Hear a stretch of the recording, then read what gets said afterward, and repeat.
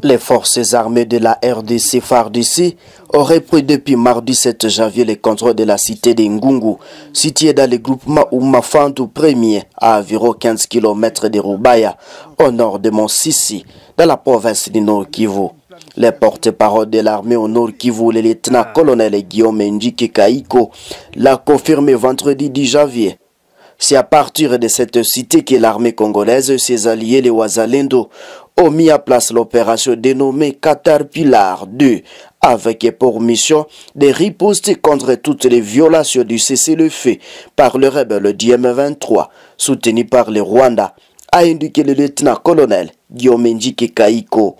Cet officier des FARDC a rassuré que l'armée met tout en œuvre pour repousser l'ennemi afin que la paix revienne, pour que la population puisse vivre en toute tranquillité. Guillaume Ndjike Kaiko explique. Nous sommes en Ngungu. Vous êtes sans oublier que l'ennemi était en Ngungu et il continuait à larguer de bombes sur les déplacés, sur nos populations. Vu cet état de choses, le commandant Tafok Sud Kivu et les commandants Tafok Nord Kivu ont compris qu'il fallait faire une planification pour riposter, n'est-ce pas, aux incessantes attaques et violations du cessez-le-feu par l'ennemi. Et raison pour laquelle les forces armées de la République démocratique du Congo ont récupéré Ngungu et repoussé l'ennemi et sécuriser notre population qui rentre déjà en Ngungu comme vous venez de le constater. La situation est telle que les forces armées de la République démocratique du Congo, appuyées par les Wazalendo, continuent à repousser l'ennemi en profondeur, de manière à ce que notre population soit vraiment protégée. Et c'est le travail que les forces armées de la République démocratique du Congo est en train de faire au moment où je suis en train de parler avec vous. Ben écoutez, nous observons les cessez-le-feu comme voulu par la hiérarchie.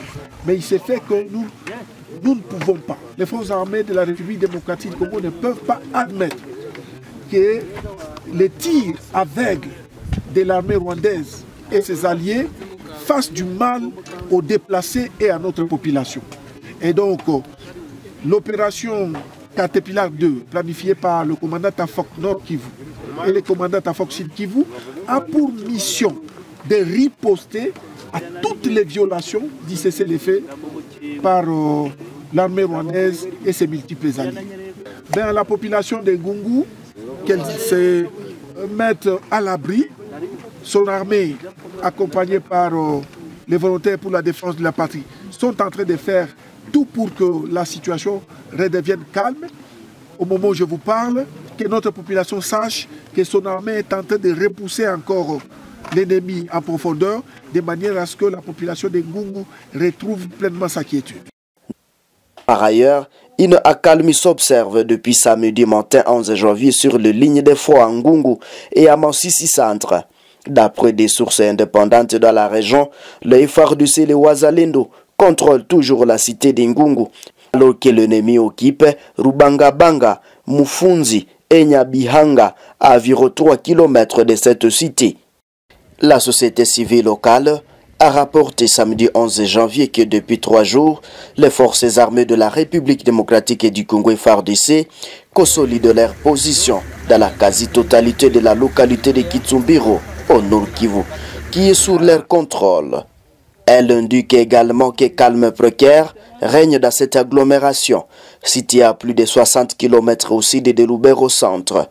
Cependant, les activités socio-économiques reprennent timidement à Kitsumbiro, où l'armée rassure la protection de la population et c'est bien, précisa des sources locales. La société civile affirme cependant qu'une panique généralisée a été observée vendredi 10 janvier dans la localité de Alimbongo et Kasehe, au moment où les troupes de M23 abandonnaient leur position et se dirigeaient vers Kirumba, à une trentaine de kilomètres de Kitsumbiro. Des sources militaires dans la région confirment également cette information, mais ça a donné de détails.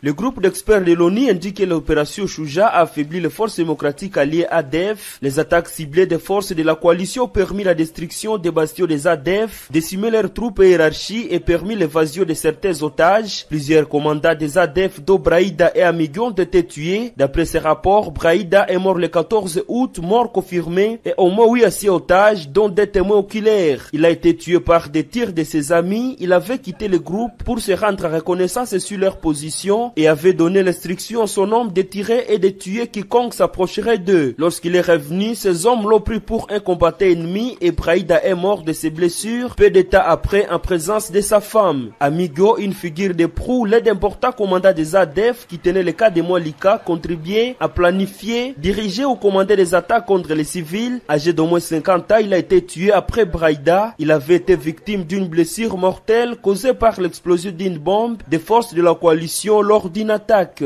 Malgré les rumeurs persistantes sur la mauvaise santé de Moussa Baloukou, le commandant-chef du mouvement, ce dernier garde encore le contrôle de ses troupes. Il portait apparemment un gilet explosif avec l'intention déclarée de se faire sauter s'il était capturé. Son successeur désigné et son bras droit actuel, Seka Oumarou, racherit les rapports qui citent comme source les ex-otages et anti-ADF. Amenés à se déplacer constamment, les ADF ont vu leur capacité opérationnelle se réduire considérablement et leur chaîne d'approvisionnement bouleversée. Les ADF souffrent de la famine et de la maladie, note ce rapport. Le rapport du groupe d'experts de l'ONU montre que l'opération Chouja a repoussé les ADF dans la province de l'Ituri et dans les territoires de Lubero. Elle est sortie de sa limite officielle pour poursuivre les cellules des ADF. À représailles, celles-ci s'en sont prises aux civils, enregistrant ainsi plus de 150 civils tués dans les attaques dans les provinces de l'Ituri et du Nord Kivu depuis juin 2024. La majorité des cas des ADF sont maintenant situés dans la province de l'Ituri, où le groupe de Baloukou et Sokan de Madina ont été aperçus au nord de l'Oloa, sur la route Eringeti-Komanda, dans le territoire de Mampasa. Eh bien, voilà, l'ambiance continue. Là, ce vendredi dernier, la campagne de récolte des fonds et des biens invite les habitants à apporter leur contribution, à signer des soutiens aux FARDC et aux résistants locaux. C'est le Rose Tombéane, coordinatrice de la dynamique des femmes et pour la bonne gouvernance du Fégou. Le geste déjà posé témoigne l'esprit patriotique des habitants de Butembo. Néanmoins, davantage de contributions sont nécessaires pour renforcer les efforts militaires.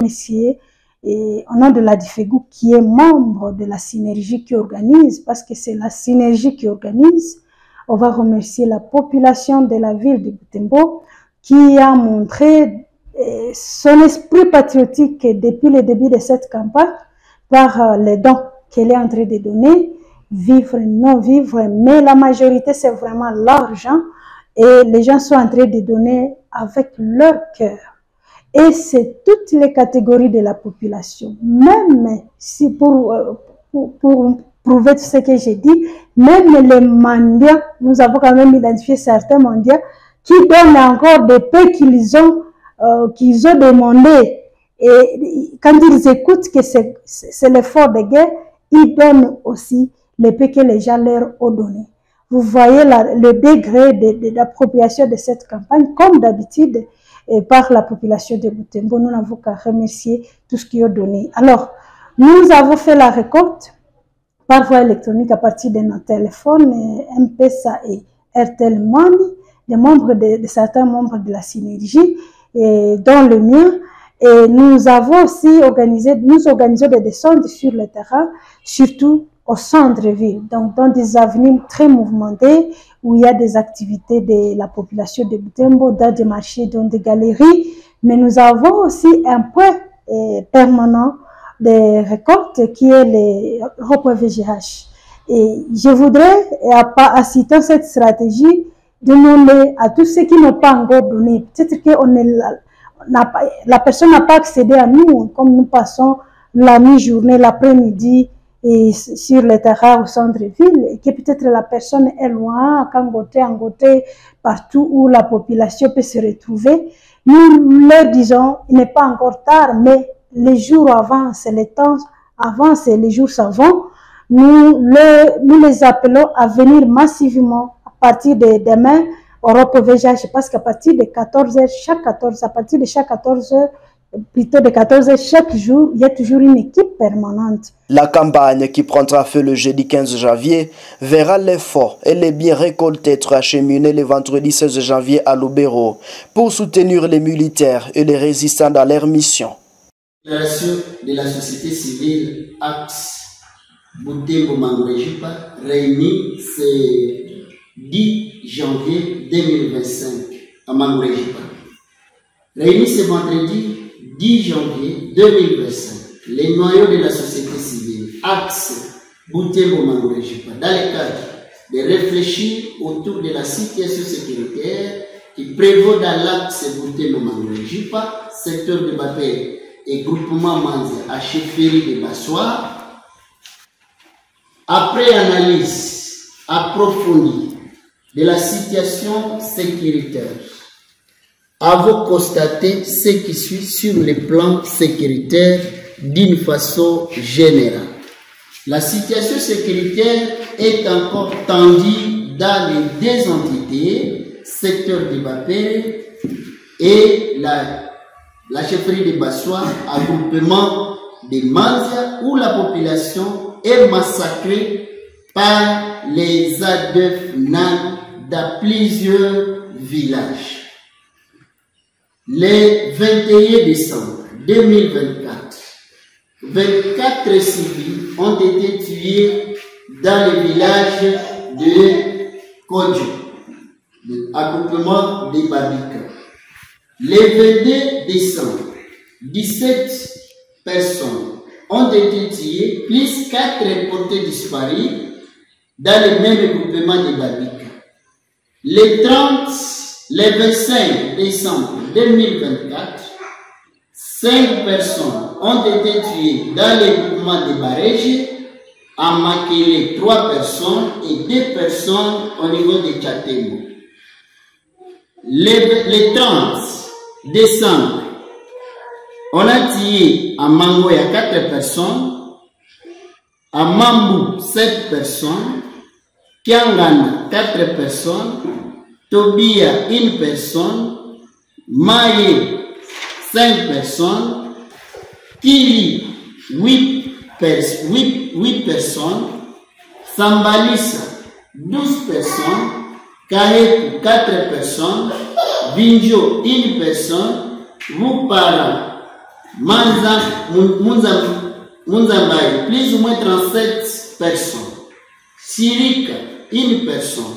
Le 31 décembre, à Bilem, 15 personnes et 1 personne portée disparue.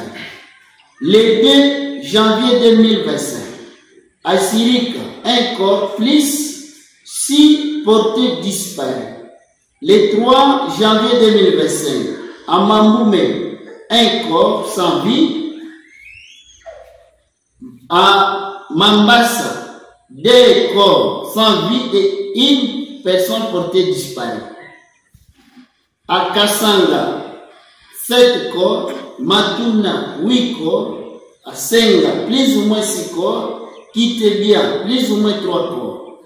Au total, dans les délais d'une semaine, un bilan très lourd de plus ou moins 177 personnes tuées et les fouilles continuent où il y a une probabilité que le bilan puisse être revu à la hausse.